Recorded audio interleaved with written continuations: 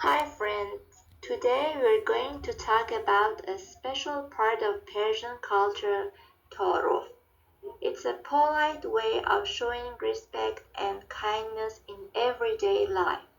Let's see what it means. Toruf means being extra polite and respectful, sometimes even saying things you don't really mean just to show kindness. For example, imagine you visit someone's house, they say, "Please come in, you're welcome." And even if they're not totally ready for guests, they still say it. That's Toruf. Or when someone offers you tea or food, you might first say, "Oh no, thank you," even if you really want it. Then they offer again and you accept. That's also Tarov. Tarov is about respect, kindness, and harmony. It shows that you care about the other person's feelings.